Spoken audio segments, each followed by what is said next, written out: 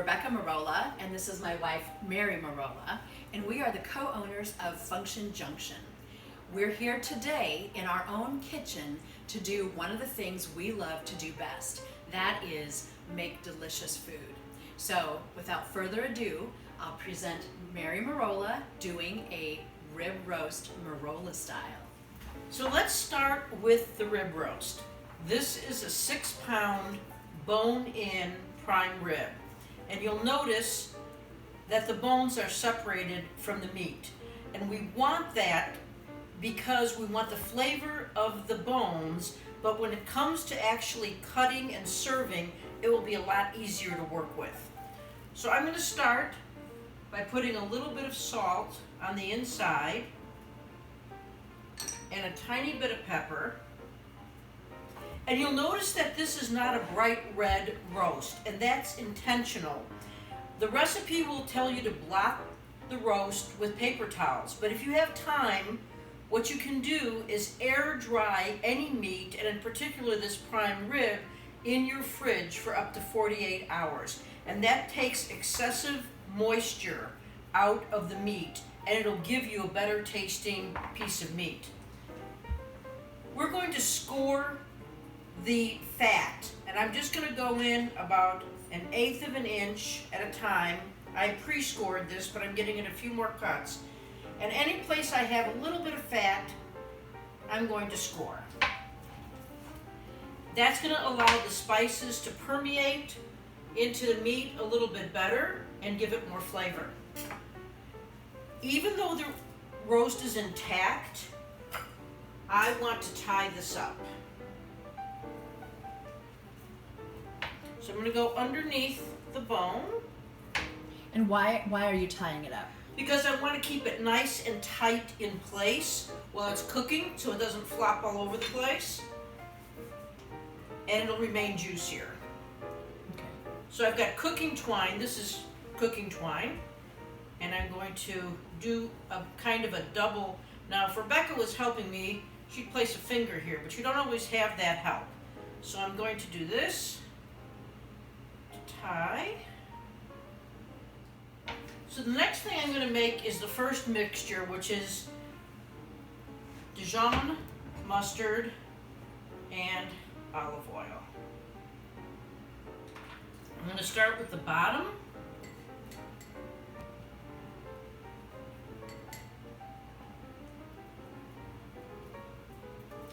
And just spread the mixture on the roast. Our next mixture is the spice mixture.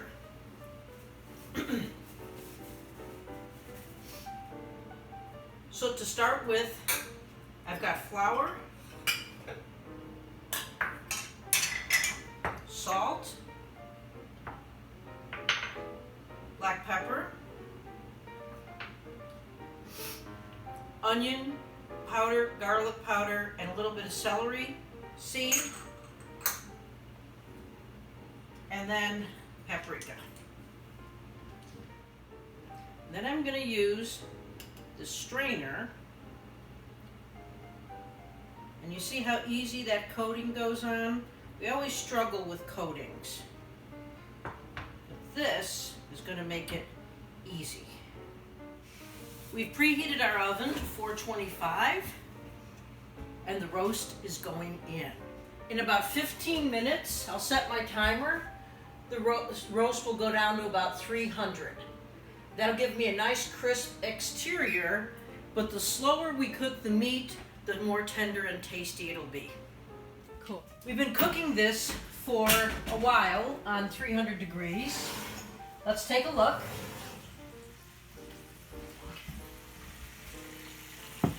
Ooh, I can hear it sizzling. Can you? Yeah. Our next step is to use an instant read thermometer, and let's get some internal temperature. So we're about 132, which takes us to medium. Our next step is to tent this. We're going to tent it for about 20 minutes. You can go a little bit longer. Gives you a great opportunity to get the table set. Get your other side dishes under control, and we'll be back to you in about 20 minutes. So one of the things you can do with this roast, if you like your top a little crisper, place it under the broiler and that will crisp up the top of the roast. I'm going to turn it slightly and remove the twine from the back. I'm not going to remove it from the front right now because I don't want to break the crust. So I'm going to get in there.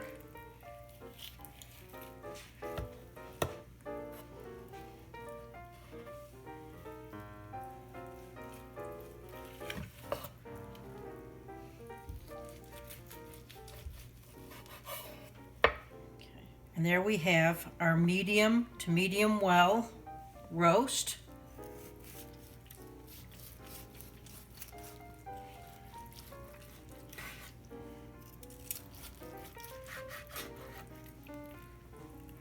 Isn't that lovely?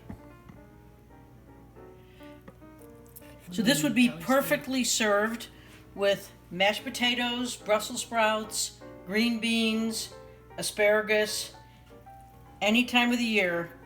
Standing Merola prime rib roast, Merola style. That's the ticket. So, thank you for joining us today at the Cucina de Merola. And if you have anything that you would like us to prepare, go ahead and go to our website, functionjunction.com, use the Contact Us link, and let us know what you'd like us to make. You can also go to our Facebook page, FJ Culinary, like us, follow us, and tell us there what you'd like to see, and we'll do our best to make it.